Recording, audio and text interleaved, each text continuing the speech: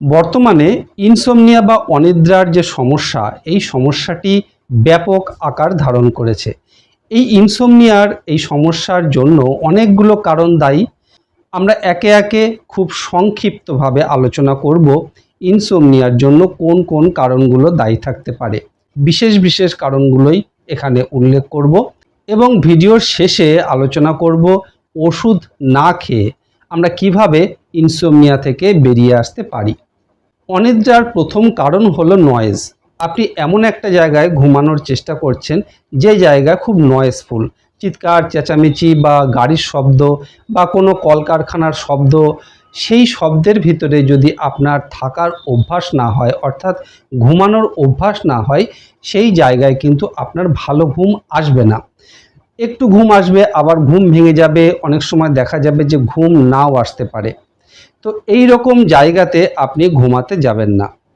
আবার অনেকের এমন দেখা যায় যে এই রকম জায়গাতে তার একটা হ্যাবিট তৈরি হয়ে গেছে ঘুমানোর, তাদের ক্ষেত্রে কিন্তু কোনো সমস্যা নয়। কিন্তু আপনার যদি হ্যাবিট না থাকে তাহলে কিন্তু এই রকম নয়েজফুল জায়গাতে আপনি ঘুমাতে পারবেন না। অনিদ্রার আরেকটি কারণ হতে পারে আনকমফোর্টেবল বেড।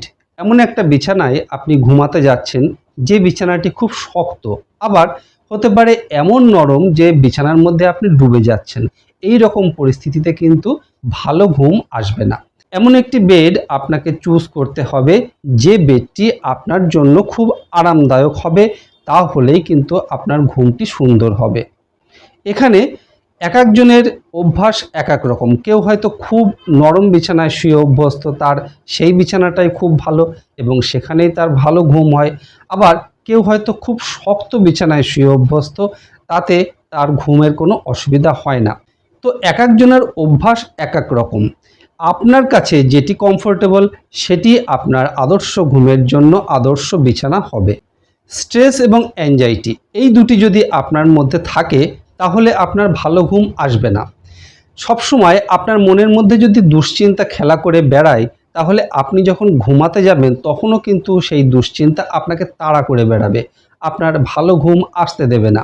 তাই দুশ্চিন্তা থেকে দূরে থাকতে হবে। অনিদ্রার আরেকটা কারণ হতে পারে শিফট ওয়ার্ক। আপনি এমন একটা কাজ করেন যেখানে কাজের কোনো ধরা বাঁধার সময় নেই। কোনো দিন রাত্রিরে কাজ হয়, কোনো দিন দিনের বেলা কাজ হয়। এই রকম যদি আপনার কাজের ধরন হয় তাহলে কিন্তু আপনার ঘুমের অসুবিধা হবে, অর্থাৎ অনিদ্রা দেখা দিতে পারে। প্রত্যেকের ঘুমের একটা সাইকেল থাকে। আমরা সাধারণত কি করি, রাত 10টা 11টা এর মধ্যে ঘুমিয়ে পড়ি। কিন্তু যারা এই রকম অভ্যস্ত, হয়তো কেউ গাড়ি চালান বা এমন কোনো কারখানায় কাজ করেন বা এমন কোনো জায়গায় কাজ করেন যেখানে কোনো দিন রাত্রিরে কাজ করতে হয় বা সারা রাত গাড়ি চালাতে হয়, এই রকম যদি হয় তাহলে ঘুমের অসুবিধা অবশ্যই হবে।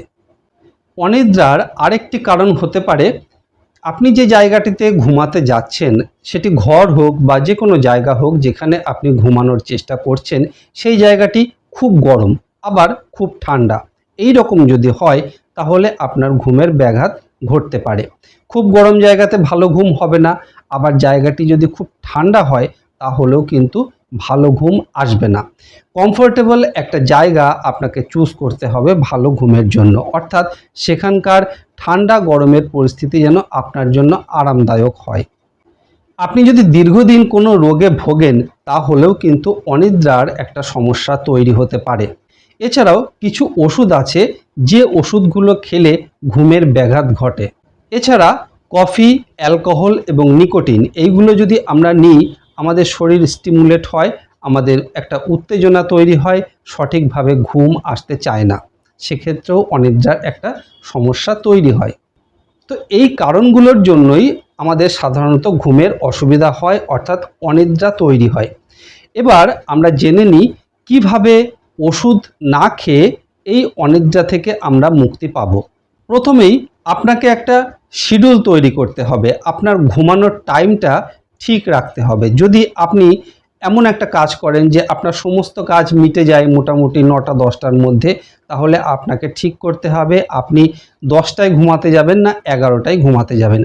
আপনি আপনার নিয়ম অনুযায়ী সেই শিডিউলটি তৈরি করবেন, তাহলে দেখবেন যে ঠিক ওই সময়টিতেই কিন্তু আপনার ঘুম আসবে। তবে এক্ষেত্রে যত তাড়াতাড়ি সম্ভব অন্তত 10টা 10:30, এখনকার যুগে অনেকেই 12টা 1টা পর্যন্ত জেগে থাকেন, যেটি স্বাস্থ্যের পক্ষে অত্যন্ত ক্ষতিকর এবং আস্তে আস্তে ইনসমনিয়ার দিকে চলে যায়। তাই সব সময় চেষ্টা করবেন 10টা 10:30টার মধ্যে ঘুমানোর এবং একটু সকাল সকাল ওঠার। তাহলেই আপনার মন এবং শরীর চাঙ্গা থাকবে এবং পরের দিন আরও সুন্দর ঘুম হবে। আপনি যে বিছানায় শুতে যাবেন সেই বিছানাটি অবশ্যই যেন আপনার জন্য কমফোর্টেবল হয়, তাহলেই কিন্তু ভালো ঘুম হবে। আপনি যেখানে ঘুমানোর জন্য প্রস্তুতি নিচ্ছেন সেই জায়গাটি যেন বেশি ঠান্ডা বা বেশি গরম না হয়, আপনার জন্য যাতে আরামদায়ক হয় এমন জায়গাতেই কিন্তু আপনি ঘুমানোর চেষ্টা করবেন, তাহলেই আপনার ঘুমটি ভালো হবে। ঘুমানোর আগে কখনোই চা, কফি এই সমস্ত পান করবেন না, ধূমপান করবেন না এবং অ্যালকোহল নেবেন না। তাহলে কিন্তু আপনার বডি স্টিমুলেট হবে আর আপনার সঠিকভাবে ঘুম আসবে না। দিনের বেলাতে ঘুমানোর যদি আপনার অভ্যাস থাকে তাহলে একটা লিমিটেড টাইম পর্যন্ত ঘুমাবেন। দিনের বেলাতে যদি আপনি অনেকটা সময় ঘুমিয়ে নেন তাহলে রাতের বেলায় অনেক সময় ঘুম আসতে দেরি হবে, ঘুম নাও আসতে পারে, সেক্ষেত্রেও কিন্তু একটা অনিদ্রার সমস্যা তৈরি হতে পারে। অত্যন্ত নয়েজি জায়গায় যেরকম ঘুম আসে না, অত্যন্ত ঠান্ডা হলে যেরকম ঘুম আসে না, অত্যধিক গরম হলে ঘুম আসে না, সেই রকম আপনি যেখানে ঘুমাবেন সেখানে যদি অত্যধিক লাইট থাকে তাহলেও কিন্তু ঘুমের ব্যাঘাত ঘটে। তাই এমন একটি জায়গায় ঘুমানোর চেষ্টা করবেন যেখানে যথেষ্ট লাইট না থাকে, অর্থাৎ লাইট যাতে কম থাকে, একদম অন্ধকার হলে ঘুমটি সবচেয়ে ভালো হবে। স্ট্রেস থেকে, অ্যাংজাইটি থেকে নিজেকে দূরে রাখতে হবে। তার জন্য কি করতে হবে? মানুষের সাথে কথা বলতে হবে, ফাঁকা জায়গায় ঘোরাঘুরি করতে হবে, অর্থাৎ যেটি করলে আপনার মন ভালো থাকে সেটি করতে হবে। আপনি গান শুনতে পারেন, সিনেমা দেখতে পারেন, অবসর সময়ে বিভিন্ন লোকের সাথে কথাবার্তা বলতে পারেন, তাহলে দেখবেন অ্যাংজাইটি এবং স্ট্রেস থেকে আপনি অনেকটা বেরিয়ে আসতে পারছেন এবং রাত্রিরে আপনার ঘুম ভালো হচ্ছে। আরেকটি খুব গুরুত্বপূর্ণ বিষয়, আমাদের ফিজিক্যাল এক্সারসাইজ করতে হবে। একটু মর্নিং ওয়াকে যেতে হবে, দৌড়াদৌড়ি করতে হবে, ফ্রি হ্যান্ড এক্সারসাইজ করতে হবে, তাহলে আমাদের বডিতে ব্লাড সার্কুলেশন খুব ভালো হবে, আমাদের মন ভালো থাকবে, শরীর ভালো থাকবে আর আমাদের ঘুমটাও কিন্তু খুব সুন্দর হবে। তো এই বিষয়গুলো যদি আমরা একটু মেনটেন করে চলি তাহলে মনে হয় না অনিদ্রা আমাদের পেয়ে বসবে, আমরা অনিদ্রা থেকে অনেকটা দূরে যেতে পারবো।